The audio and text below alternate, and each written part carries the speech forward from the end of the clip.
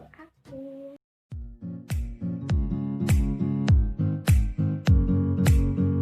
Seperti biasa di sini saya akan mempresentasikan sebuah materi. Nah, sebelum saya presentasi, di sini saya akan memperkenalkan diri saya sendiri. Nama saya Kiki Nur Fitri dengan nomor induk mahasiswa 2005026. Saya dari Prodi D3 Keperawatan. Di sini saya akan mempresentasikan tentang bahasa, ilmu, pengetahuan, teknologi, dan seni. Di sini saya akan menjelaskan apa itu ilmu pengetahuan, apa itu teknologi, dan apa itu seni. Mari kita lihat penjelasan di samping. Ilmu pengetahuan adalah ilmu yang diakui kebenarannya berdasarkan kaidah tertentu. Teknologi adalah ilmu tentang cara, alat, atau keterampilan melakukan sesuatu untuk memenuhi kebutuhan. Sedangkan seni adalah segala manifestasi batin dan pengalaman estetis dengan menggunakan media bidang garis, warna, tekstur, volume, dan gelap terang. Bahasa Indonesia sebagai bahasa ilmu pengetahuan. Menurut pendapat saya, bahasa Indonesia bisa menjadi bahasa ilmu pengetahuan karena kosakata yang dimiliki oleh bahasa Indonesia sangat beragam dan mampu digunakan untuk menuangkan berbagai pemikiran dalam bentuk lisan maupun tulisan. Apalagi bahasa Indonesia telah digunakan dalam proses transfer ilmu pengetahuan di berbagai jenjang pendidikan serta digunakan untuk menulis karya ilmiah seperti skripsi, tesis, dan disertasi.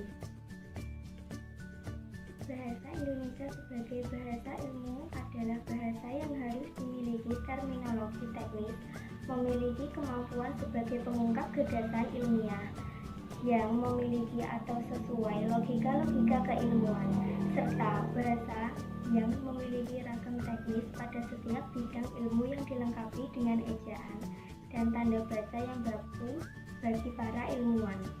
Kecanggihan bahasa Indonesia sebagai bahasa ilmu dapat digunakan penggunaannya pada level kecanggihan manapun sehingga bahasa Indonesia setara dengan bahasa-bahasa ilmu lainnya, termasuk bahasa Inggris. Syarat bahasa Indonesia bisa menjadi bahasa ilmu adalah ketika berfungsi menyampaikan ilmu pengetahuan dengan mudah.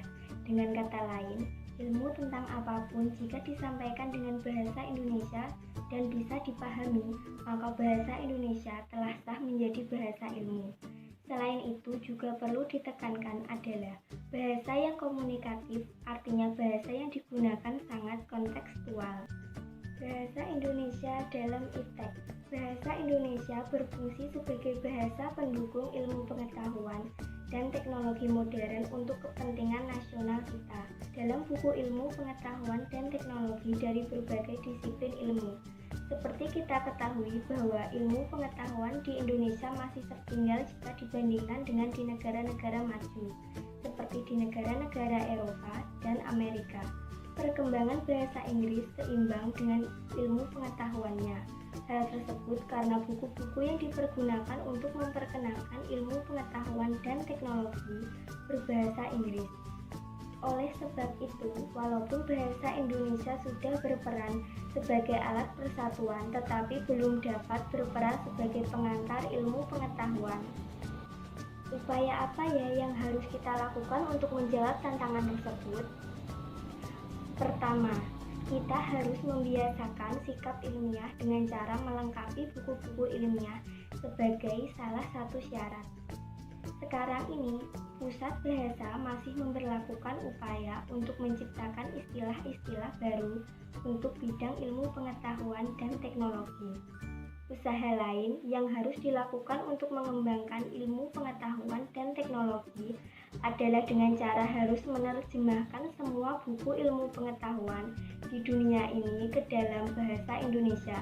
Dengan adanya informasi ilmiah pengetahuan yang berarti meningkatkan mutu bahasa Indonesia sebagai bahasa ilmiah. Bahasa Indonesia sebagai seni. Apa ya hubungan bahasa Indonesia dengan seni? Saya akan menjelaskannya. Seni dan bahasa memainkan peranan yang besar dan signifikan dalam perkembangan satu sama lain. Bahkan, kedua bidang itu saling mempengaruhi dan menyumbang terhadap perkembangan satu sama lain. Atas dasar itu, tidak terlalu berlebihan jika mengatakan bahwa kemunduran salah satu bidang tersebut akan berpengaruh pada bidang yang lain.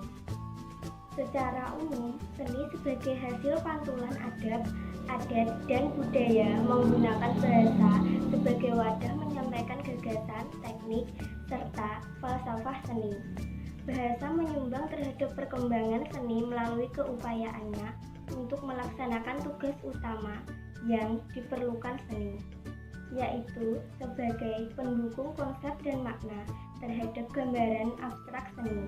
Sebagai penghujah konsep dan makna, dalam hal ini, peranan bahasa sangat penting dalam memberikan pengertian dan pemahaman yang mendalam terhadap suatu karya tulis. Fungsi bahasa Indonesia sebagai seni. Beberapa fungsi bahasa dalam kesenian masyarakat, yaitu pertama, fungsi pemersatu, yaitu menghubungkan semua penutur berbagai bahasa. Kedua, pemberi kekhasan atau keunikan, yaitu membedakan bahasa yang satu dengan bahasa yang lain.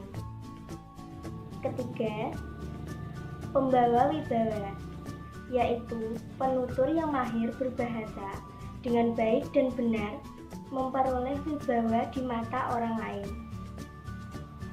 Keempat,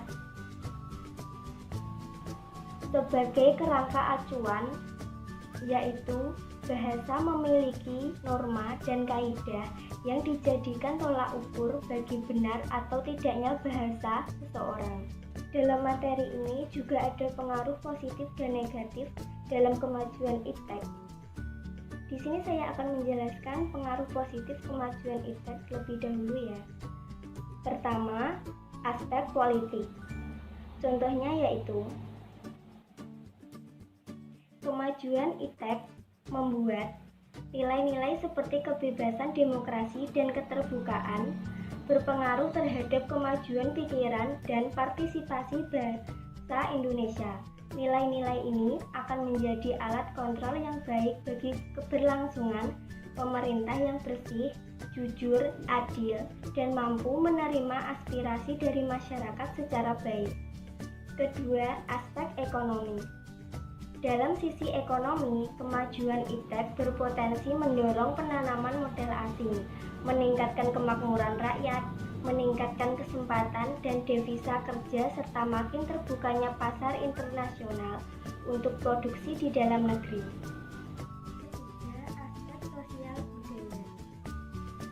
Munculnya internet dan gadget yang canggih telah mempermudah seseorang memperoleh informasi dari manapun dan kapanpun.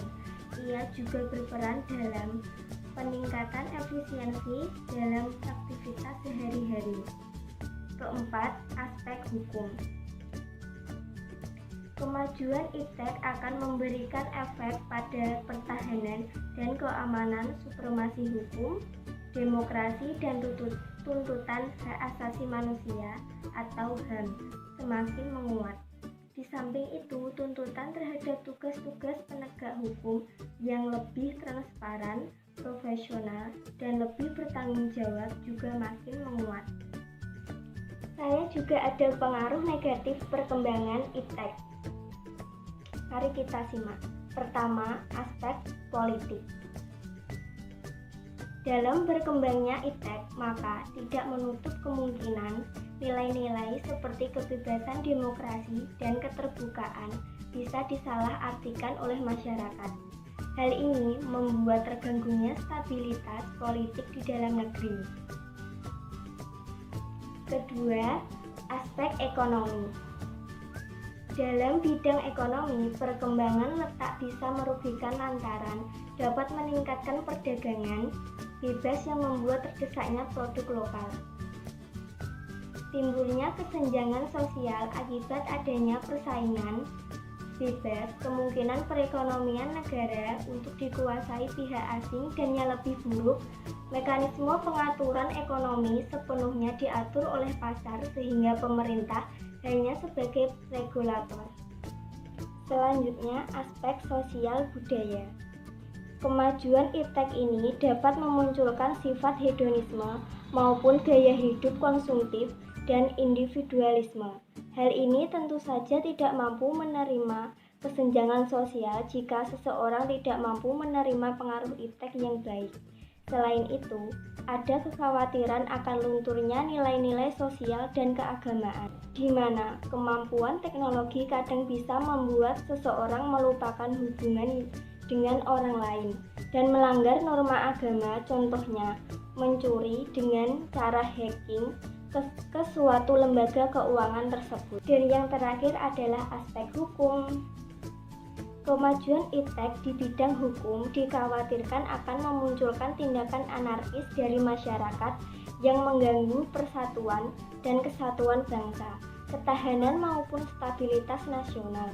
Oleh karena itu, perlu adanya solusi dalam menghadapi pengaruh iptek terhadap sebuah negara, sehingga kemajuan teknologi ini bisa dimanfaatkan untuk kepentingan orang banyak. Salah satunya perkembangan iptek harus sesuai dengan sila Pancasila, yaitu ketuhanan yang Maha Esa, dan didukung dengan Undang-Undang Dasar 1945 untuk memajukan kesejahteraan umum dan mencerdaskan kehidupan bangsa. Nah, kesimpulan yang dapat saya ambil yaitu bahwa bahasa adalah alat perwujudan budaya yang digunakan manusia. Nah, kesimpulan yang dapat saya ambil yaitu bahwa bahasa adalah alat untuk perwujudan budaya yang digunakan manusia untuk saling berkomunikasi. Dengan menggunakan bahasa, manusia dapat saling berkomunikasi antara satu dengan yang lain, sehingga dapat saling berbagi pengalaman dan saling belajar. Hubungan bahasa sebagai ilmu pengetahuan, teknologi, dan seni adalah kesenian yang menyempurnakan dan menyemarakkan sistem agama dengan menggunakan media bahasa. Mungkin hanya itu presentasi dari saya. Bila ada salah, saya mohon maaf yang sebesar-besarnya. Saya akhiri. Wassalamualaikum warahmatullahi wabarakatuh.